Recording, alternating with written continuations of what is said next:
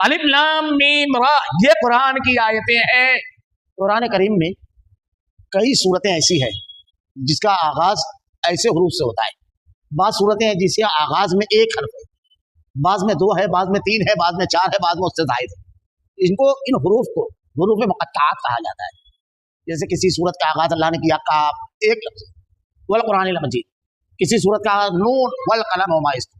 جو کچھ آپ کی طرف آپ کے رب کی جانب سے اتارا گیا جاتا ہے سب حق ہے۔ یہ کون بول رہا ہے؟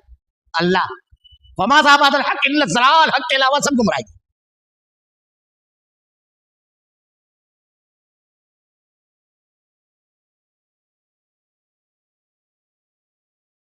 اعوذ باللہ من الشیطان الرجیم، بسم اللہ الرحمن الرحیم۔ الف لام میم را، تلک آیات الکتاب والذی انزل الیک من ربک الحق ولکن اکثر الناس لا یؤمنون۔ اللہ الذی رفع السماوات بغیر عمد ترونها ثم استوى علی العرش وسخر الشمس والقمر كل يجري لأجل مسمى يدبر الامر يفصل الآیات لعلکم بلقاء ربکم یوقنون۔ وهو الذي مد الارض وجعل فيها رواسي وانهارا ومن كل الثمرات جعل فيها زوجين اثنين يغشي الليل النهار ان في ذلك لآيات لقوم يتفكرون۔ وفي الارض قطع متجاورات وجنات من اعناب وزرع ونخيل صنوان وغير صنوان يسقى بماء واحد ونفصل بعضها على بعض في الارض ان في ذلك لآيات لقوم يعقلون۔ وَإِن تَعْجَبْ فَعَجَبٌ قَوْلُهُمْ أَإِذَا كُنَّا تُرَابًا أَإِنَّا لَفِي خَلْقٍ جَدِيدٍ أُولَٰئِكَ الَّذِينَ كَفَرُوا بِرَبِّهِمْ وَأُولَٰئِكَ الْأَغْلَالُ فِي أَعْنَاقِهِمْ وَأُولَٰئِكَ أَصْحَابُ النَّارِ هُمْ فِيهَا خَالِدُونَ۔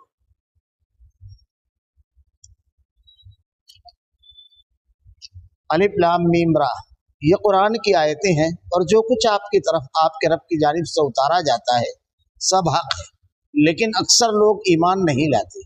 اللہ وہ ہے جس نے آسمانوں کو بغیر ستونوں کے بلند کر رکھا ہے، تم انہیں دیکھ رہے ہو، پھر وہ عرش پر قرار پکڑے ہوئے ہے۔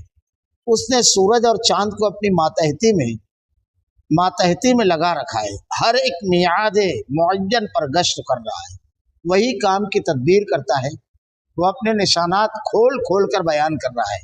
تم اپنے رب کی ملاقات کا یقین کرو۔ اس نے زمین پھیلا کر بچھا دی اور اس میں پہاڑ اور نہریں پیدا کر دی اور اس میں ہر قسم کے پھلوں کے جوڑے دوہرے دوہرے پیدا کر دیے، اور وہ رات کو دن سے چھپا دیتا ہے۔ یقیناً غور و فکر کرنے والوں کے لیے اس میں بہت سی نشانیاں ہیں۔ اور زمین میں مختلف ٹکڑے ایک دوسرے سے لگتے لگاتے ہیں، انگوروں کے باغات ہیں اور کھیت ہیں، اور کھجوروں کے درخت ہیں شاخدار، اور بعض ایسے ہیں جو بے شاخ ہیں۔ سب ایک ہی پانی پلائے جاتے ہیں، پھر بھی ہم ایک کو دوسرے پر پھلوں میں برتری دیتے ہیں۔ اس میں عقل مندوں کے لیے بہت سی نشانیاں ہیں۔ اگر تجھے تعجب ہو تو واقعی ان کا یہ کہنا عجیب ہے کہ کیا جب ہم مٹی ہو جائیں گے تو کیا ہم نئی پیدائش میں ہوں گے؟ یہی وہ لوگ ہیں جنہوں نے اپنے پروردگار سے کفر کیا، یہی لوگ ہیں جن کی گردنوں میں طوق ہوں گے، اور یہی ہیں جو جہنم کے رہنے والے ہیں، جو اس میں ہمیشہ ہمیش رہیں گے۔ الف لام میم را، تلک آیات الکتاب والذی انزل الیک من ربک الحق ولکن اکثر الناس لا یؤمنون۔ الف لام میم را، قرآن کریم میں کئی صورتیں ایسی ہیں جس کا آغاز ایسے حروف سے ہوتا ہے۔ بعض صورتیں ہیں جس کا آغاز میں ایک حرف ہے، بعض میں 2 ہے، بعض میں 3 ہے، بعض میں 4 ہے، بعض میں اس سے زائد ہے۔ ان حروف کو حروف مقطعات کہا جاتا ہے۔ جیسے کسی صورت کا آغاز اللہ نے کیا کاف، ایک لفظ، والقرآن المجید، کسی صورت کا نون والقلم وما یسطرون، یاسین، الف لام میم را، کاف ہا یا عین صاد۔ یہ حروف جو ہے اس کا کوئی معنی اور کوئی مطلب احادیث میں، قرآن کے اندر اور احادیث میں بیان نہیں کیا گیا۔ اس لیے کسی بھی اگر منہج سلف کے مطابق ترجمہ قرآن کو اگر آپ اٹھائیں گے تو اس میں اس کا ترجمہ نہیں ملے گا، بلکہ ان الفاظ کے آگے یہی لفظ لکھا ہوا ملے گا۔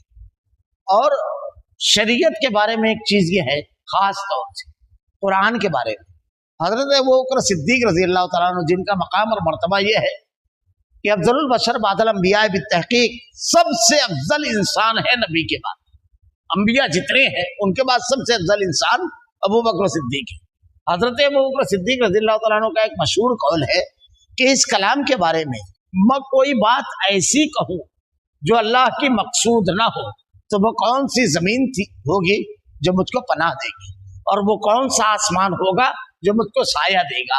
अल्लाह रब्बुल आलमीन की जमीन और अल्लाह रब्बुल आलमीन का आसमान, और मैं खुद अल्लाह की मखलूक, और अल्लाह के बारे में वो बात कहूँ अल्लाह की किताब के बारे में जिसे अल्लाह ने बयान नहीं किया। तो इसलिए तफसीर बिल राय जो कहा जाता है, अपनी राय से तफसीर करना, ये बदतरीन चीज है शरीयत में, बड़ा सख्त और संगीन गुनाह है।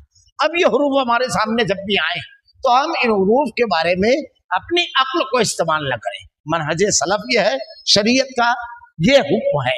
बाज लोगों ने ये किया, इसमें इन आयतों की तफसीर की। एक शख्सों ने तो ऐसा अजीब व गरीब मामला किया कि इसकी वो तफसीर क्या करता है कि इसकी तफसीर है हलो। जैसे हम आज मोबाइल इस्तेमाल करते हैं तो मोबाइल पर जब एक आदमी किसी को फोन करता है तो हलो कहता है। हलो कहने का मतलब ये क्या है, उसका माना अलग अलग लोग ले रहे हैं, लेकिन लोग इस्तेमाल जो करते हैं किसी चीज के इस्तेमाल और यानी समाज में मारूफ माना ही को माना जाता है, लुगत नहीं देखी जाती है। तो मारूफ माना उसका यह है कि एक आदमी हलो कह करके सामने वाले को मुतवज्जे करता है कि अब तुम मुझसे बात का आगाज कर, तू फोन पर मौजूद है। तो वो कहते हैं कि इसका मतलब यह है कि यानी हलो अब सुनो एक बात। बड़ी अजीब और गरीब बात है। अल्लाह ताला ने सिर्फ 29 आयतें कुरान की 29 सूरतें ऐसी है 114 में से जिसके आगाज में ये जुमला है। बाकी के जो 114 में से बाकी की जो सूरतें हैं 85 सूरतें जो है इसके आगाज में ये जुमला नहीं। अगर ये वाकई ऐसा ही था तो ऐसा तो नहीं है भाई कि एक मरतबा उठाते हैं तो हलो करते हैं और 10 मरतबा नहीं करते हैं, ऐसा तो नहीं है। हर सूरत के आगाज में ये रहना चाहिए।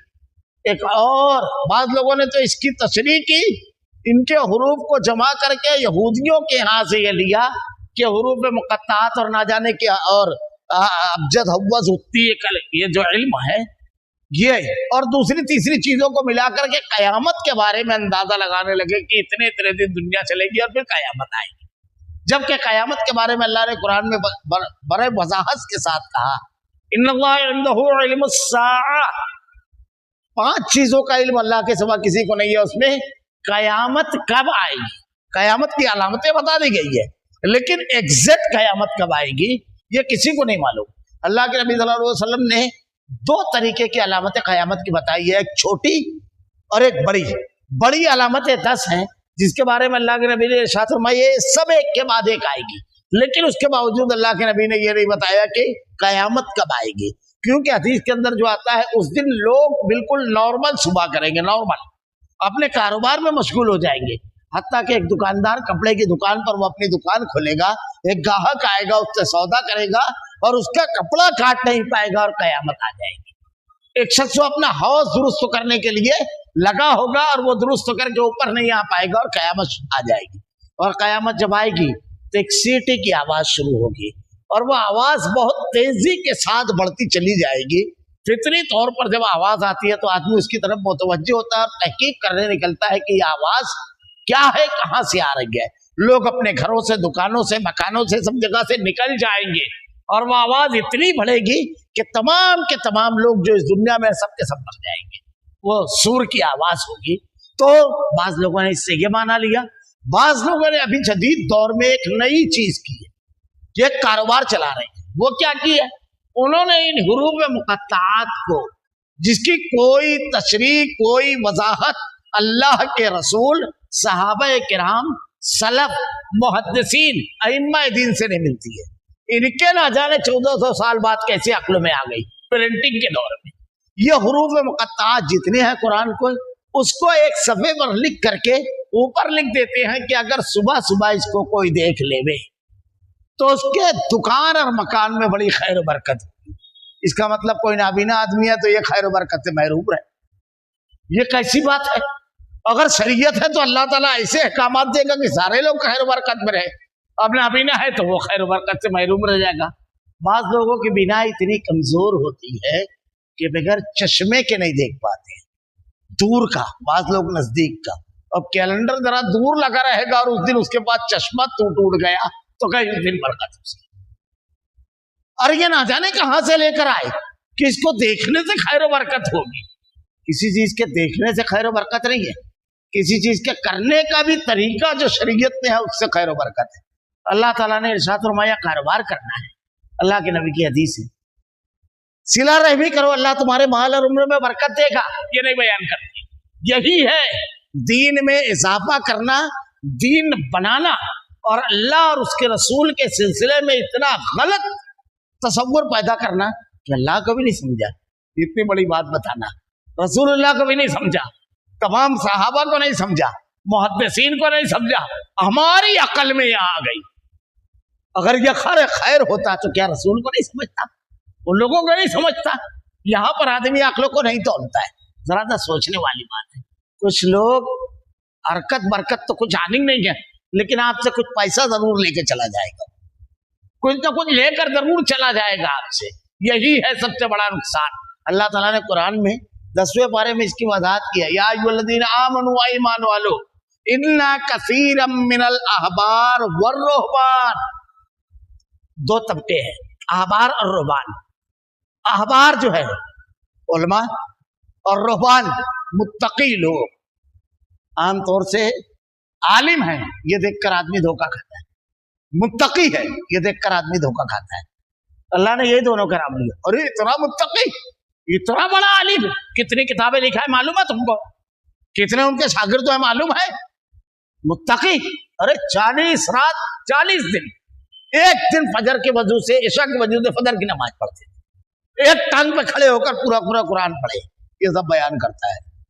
اللہ تعالیٰ نے کسی کے علم کو، کسی کے زہد تقوی کو معیار نہیں قرار دیا. ورنہ صحابہ جیسا عالم کون، اور صحابہ جیسا زہد و تقوی کس کے اندر، کہ اللہ نے جب مانگا تو جان دے دی، مال مانگا تو مانگ لے دی. کہا دین بچانا ہے، گھر بار کاروبار چھوڑ کر بدن کے کپڑوں پر نکل گئے. ان سے بڑا کون؟ ان کے دماغ میں یہ سب چیزیں نہیں.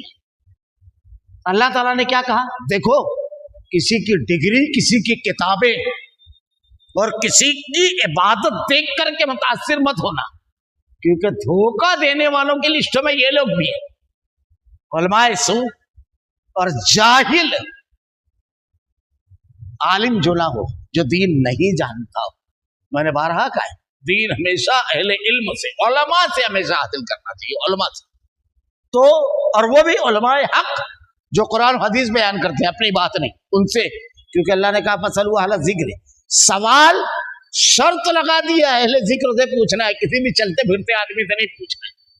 کتنی کتابیں لکھا ہے وہ نہیں، قرآن و حدیث اگر جانتا ہے تو اس سے پوچھنا ہے. تو اللہ نے کہا یا ایھا الذین آمنوا، اے ایمان والو، ان کثیرا من الاحبار والرہبان، ایک بڑی تعداد احبار اور رہبان کی، صوفیہ اور علماء کی ہے. من الاحبار والرہبان لیاکلون اموال الناس، تمہارے مال پر باطل طریقے سے حملہ کریں گے، تمہارا مال پہلے کھائیں گے. بدعت کی ایک پہچان یہ بھی اللہ نے بتا دی کہ شرک اور بدعت جو ہے، اس کو جب آدمی کرتا ہے تو سب سے پہلے اس کا مال جاتا ہے، پھر اس کا دین جاتا ہے. 2 نمبر. ان کثیر من الاحبار والرہبان لیاکلون اموال الناس بالباطل، یہ پہلے، اور اس کے بعد 2 نمبر پر یہ چیز اللہ نے بہت پہلے کہا. تو اب یہ کوئی متقی آدمی قرآن کا نام لے کر کے آپ کے مال کو نہ کھائے، قرآن کے نام پر جھوٹ بول کر کے، کیونکہ یہ دین کے نام پر کرتے ہیں. ایک واقعہ مقصد بیان کرتا ہوں. میں کاروباری سلسلے میں دیکھیے باطل طریقے سے مال کھانا کیسا ہے. میرا معاملہ یہ تھا کہ کافی پرانی بات ہے، احمد آباد بہت جانا ہوتا تھا کاروباری سلسلے میں. تو ہمارا جن کے یہاں تعلق تھا، قیام ہوتا، ان کی والدہ اور ہماری والدہ کی وفات میں 1 ہفتے کا فرق تھا. 1 ہفتہ آگے پیچھے دونوں کی والدہ کی وفات ہوئی. اس کے کافی طویل مدت کے بعد 4-6 مہینے کے بعد جب میں احمد آباد گیا تو رات کا کھانا کھانے کے بعد ہم لوگ ٹہلنے کے لیے نکلے. تو وہ راستے میں مجھ سے کہنے لگے کہ حافظ صاحب، میں نے سب بچوں کی جو شادی کی ہے تو میرا طریقہ کار یہ تھا کہ میں 25-30 ہزار روپیہ جمع کرتا اور اسی میں سے تجارت کرتا، اور 3-4 مرتبہ میں وہ پیسہ 1 لاکھ روپیے کے اوپر ہو جاتا، بس بہت اچھی شادی کرتی. والدہ کے ٹائم بھی میں نے تقریباً 29,000 جمع کر کے رکھا تھا، لیکن اچانک وفات ہوئی تو بس 2-4 ہزار روپیہ بچا ہے میرے اوپر، میرے پاس۔ تو میں نے کہا کہ وفات پر اتنا خرچ، ایسا کچھ تو نہیں ہے، کیونکہ میری والدہ کی بھی وفات 8 دن کے فرق سے ہوئی تھی۔ 1000 روپئے کے آس پاس میں نے اپنے ماموں کو دیا تھا، اور اس پہ سے بھی کچھ پیسہ انہوں نے لوٹایا۔ کفن اور قبر کھودنا اور جو تدفین میں دوسری چیزیں لگتی ہے وہ لگنے کے بعد، اس وقت اتنا ہی لگتا تھا۔ تو وہ کہنے لگے نہیں نا، یہ تو تم صرف قبرستان کا بتا رہے ہو، تیسرے روز اصل میں بکرا کاٹنا پڑتا ہے۔ تو میں نے کہا کیوں بکرا کاٹنا ہے؟ تو بولے وہ مردے کی منڈی پھٹتی ہے۔ تو میں نے کہا تم اپنی مردے کی منڈی پھٹ رہی ہے تو تم بکرے کی منڈی پھوڑتے ہو؟ نہیں کرنا تھا، تمہارے پاس پیسہ نہیں تھا تو بول دینا تھا مجھ کو نہیں کرنا ہے۔ 30واں 10واں 20واں 40واں انہوں نے سب بتایا، مولا ضرورت نہیں تھی اگر پیسہ نہیں تھا تو تمہارے پاس نہیں۔ بولے وہ ہر کسی کو کرنا پڑتا ہے۔ میں نے کہا پیسہ ہو نہ ہو، امیر ہو غریب ہو، سب کے لیے۔ کہنے لگے ہاں۔ میں ان کو بات کرتے ہوئے ایک مسجد میں لے کر گیا، اور اللہ کا کلام جب کسی سے آپ گفتگو کر رہے ہیں اور کسی کو آپ کو دین کی دعوت دینا ہے تو بہتر یہ ہے کہ اگر آپ کے پاس قرآن کی کوئی آیت اور اللہ کے نبی کی حدیث اگر ہے تو اس کو پڑھ کر کے کہیے، کیونکہ اللہ نے اس پہ ایک خاص اثر رکھا ہے۔ اور قرآن جب پڑھے تو اعوذ باللہ زور سے پڑھے، شیطان کا غلبہ ختم ہو جاتا ہے۔ اس کی اثر پذیری آج بھی ویسے ہی ہے قرآن کی اور احادیث کی، تو بڑی جلدی اثر ہوتا ہے۔ ہمارے الفاظ میں اللہ کے نبی جوامع الکلم تھے، کلام الہی، دونوں ایک انتہائی اعلیٰ چیزیں ہیں۔ خیر، ہم لوگ مسجد میں داخل ہوئے، میں نے کہا ذرا وضو کر لیجیے، انہوں نے وضو کیا، میں تو باوضو تھا الحمدللہ۔ میں نے قرآن نکالا اور کہا کہ اب آپ سے کچھ بات کرنا ہے مجھ کو۔ آپ کو گجراتی آتی ہے؟ کہا گجراتی ترجمہ احمد آباد میں تھا، مسجد میں موجود، تو میں نے ان کے ہاتھ میں دیا، 10ویں پارے کی آیت نکالی۔ میں نے کہا آپ ایک بات بتائیے کہ آپ نے کبھی قربانی کی ہے؟ تو وہ کہنے لگے نہیں۔ میں نے کہا کہ ابھی آپ نے بتایا سب کے لیے ضروری ہے، 30واں 10واں 20واں 40واں، غریب ہو کہ امیر؟ بولے ہاں۔ میں نے کہا آپ نے قربانی کی ہے؟ تو بولے نہیں۔ میں نے کہا کیوں؟ بولے استطاعت نہیں ہے آپ کے ساتھ۔ اچھا۔ میں نے کہا آپ نے حج کیا ہے؟ کہنے لگے نہیں۔ میں نے کہا کیوں؟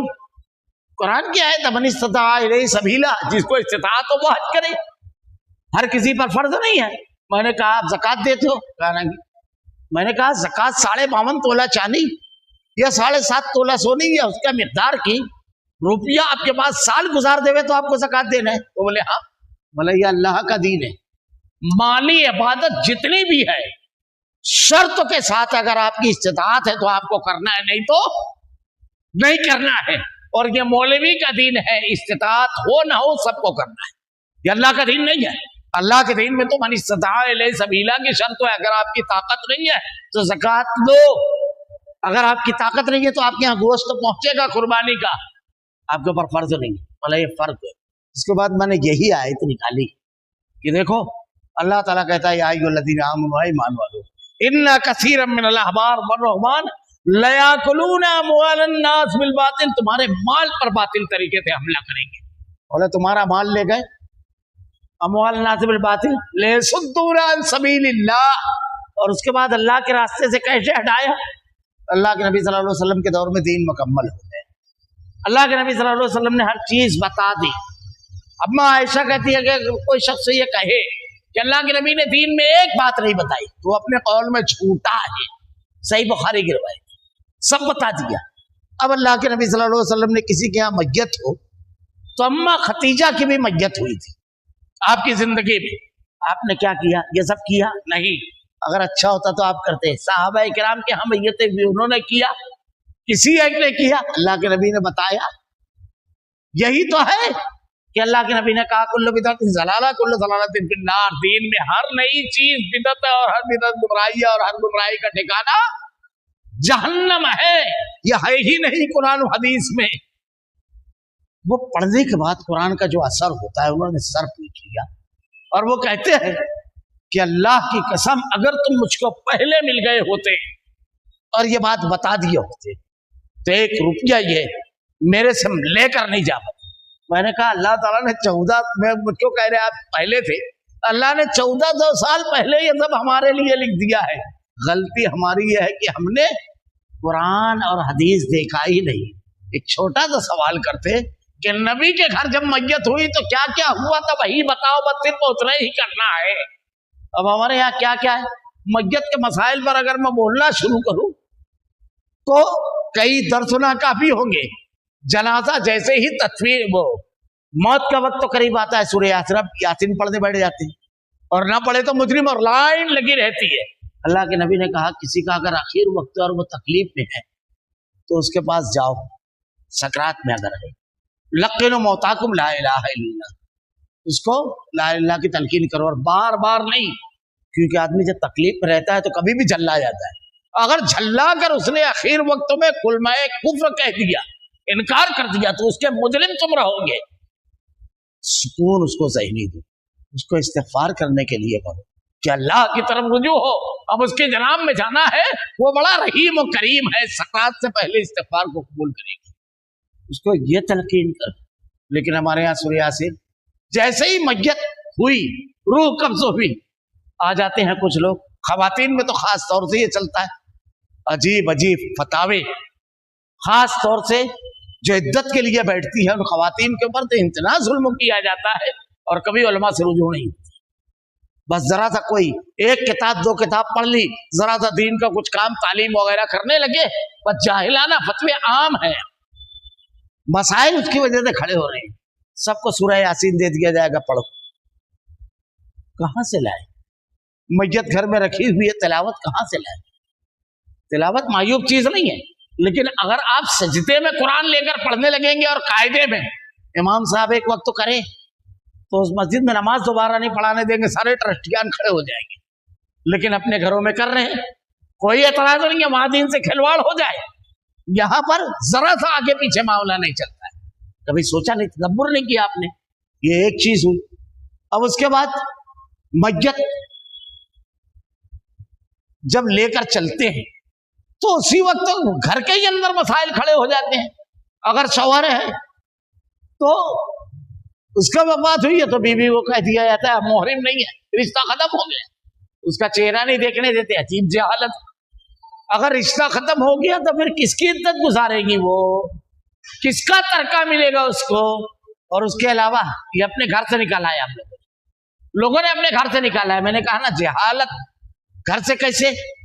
حضرت ابو اللہ کے نبی صلی اللہ علیہ وسلم سب سے پہلی دلیل، حضرت عائشہ کے سر میں شدید درد ہو، آپ کہتی ہے ہائے میرا سر، ہائے میرا سر۔ اللہ کے نبی صلی اللہ علیہ وسلم کہتے ہیں عائشہ تجھ کو کیا، اگر تیری وفات ہوئی تو میں تجھ کو غسل دوں گا، میں تجھ کو کفن دوں گا، میں تجھے قبر میں اتاروں گا، میں تیری جنازے کی نماز۔ کائنات کا امام اپنی بھی اہلیہ سے کہہ رہے ہیں، اللہ کے نبی کوئی بات آ سکتے اپنی زبان پر غلط؟ نہیں۔ ابو بکر صدیق رضی اللہ تعالیٰ عنہ کی وفات ہوئی، آپ کی اہلیہ نے، آپ کی بیوی نے آپ کو غسل دیا، آپ کو نہلایا۔ حضرت علی رضی اللہ تعالیٰ عنہ نے حضرت فاطمہ کو، اپنی بیوی کو نہلایا۔ دونوں مثالیں، بیوی نے شوہر کو، ابو بکر کی بیوی نے اپنے شوہر کو، اور حضرت علی نے اپنی بیوی حضرت فاطمہ کو غسل دیا۔ یہ بھی ایک چیز ہے۔ اور آگے بڑھ کے جب جنازہ لے کر چلے تو اب ہر شخص جب کاندھے پر لیتا ہے تو کہتا ہے اشہد اللہ، یہ کہاں سے لائے، یہ کہاں سے لے کر آ گئے کہ ہر شخص اب کلمہ پڑھتا ہوا جا رہا ہے؟ اگر کوئی وقت کی کوئی دعا ہے تو یہ نبی بتائیں گے کہ ہم لوگ نکال لیں گے دعائیں۔ ایسے بے شمار مسائل ہیں جس میں لوگ زحمت ہی نہیں کرتے ہیں کہ اللہ رب العالمین نے اپنے نبی کے ذریعے کیا رہبری اور رہنمائی کی ہے۔ اپنا دماغ اور عقل استعمال کرتے ہیں، شریعت نقل کی بنیاد پر ہے، عقل اور دماغ اور شخصیت پرستی کی بنیاد پر نہیں ہے۔ یہ پہلی چیز اللہ تعالیٰ نے اسی نے کہا الف لام میم را، یہ قرآن کی آیتیں ہیں۔ اکثر جگہ جہاں حروف مقطعات ہیں تو اس کے بعد قرآن کا تذکرہ ہے، جیسے طٰہٰ ما انزلنا علیک القرآن لتشقی، یاسین والقرآن الحکیم، قاف والقرآن المجید۔ اکثر جگہ الف لام میم ذالک الکتاب، یہاں پر بھی الف لام را تلک آیات الکتاب والذی انزل الیک من ربک الحق ولکن اکثر الناس لا یؤمنون، جو کچھ آپ کی طرف آپ کے رب کی جانب سے اتارا گیا جاتا ہے سب حق ہے۔ یہ کون بول رہا ہے؟ اللہ۔ فما ذا بعد الحق الا الضلال، حق کے علاوہ سب گمراہی۔ تو جو اللہ کے نبی کی طرف سے اتارا جاتا ہے قرآن اور حدیث، بس حدیث کی تلاوت نہیں ہے، قرآن کی تلاوت بھی ہے، لیکن دونوں میں ایک فرق ویسے تھا قرآن و حدیث میں، ایک کلام الہی ہے اور ایک کلام رسول، یہ فرق ہے دونوں، لیکن ماننے کے اعتبار سے کوئی فرق نہیں ہے، کیونکہ اللہ کے نبی اپنی طرف سے کچھ نہیں کہتے ہیں، تو جو بھی اللہ تعالیٰ اتار رہا ہے یہ پورا کا پورا حق ہے۔ اب اس کے علاوہ کسی اور کے حق ہونے کی ضمانت اللہ نے دی ہے، رسول اللہ نے دی ہے، رسول اللہ نے تو کہا میری اتباع اور پیروی کرو، تو آپ پھر کیسے کیا لے کر کے چلے آئے؟ وَلَكِنَّ أَكْثَرَ النَّاسِ لَا يَعْلَمُونَ، لیکن اکثر لوگ یہ بات نہیں مانتے۔ ارے ہمارے امام کو نہیں سمجھا تھا کیا؟ اتنے بڑے بزرگوں نہیں سمجھا کیا؟ اتنے لوگوں کا نہیں، اکثر لوگ بے عقلے ہیں، یہ میں نہیں کہہ رہا، یہ میں نہیں کہہ رہا ہوں، اللہ کہہ رہا ہے۔ اب تم ان اکثر لوگوں میں ہو جو بے وقوف ہے، نہیں ماننے والے، یا اطاعت اور فرما برداری کرے علیہ ایمان، یہ خود تم غور کرو۔ اسی لیے اللہ سے دعا کرنا چاہیے رب العالمین تیری نازل کردہ شریعت کے مطابق زندگی گزارنے کی توفیق دے العالمین۔ اور یہ خناس جو شیطان ڈالتا ہے، اکثریت، اقلیت، زہد و تقوی، علم و ورع اور فرقہ بندی کا، اس سب سے ہماری حفاظت فرما رب العالمین۔ اللہ ہمارا خاتمہ ایمان پر فرما۔ ربنا لا تزغ قلوبنا بعد إذ هديتنا وهب لنا من لدنك رحمة إنك أنت الوهاب۔ سبحانك اللهم وبحمدك أشهد أن لا إله إلا أنت أستغفرك وأتوب إليك۔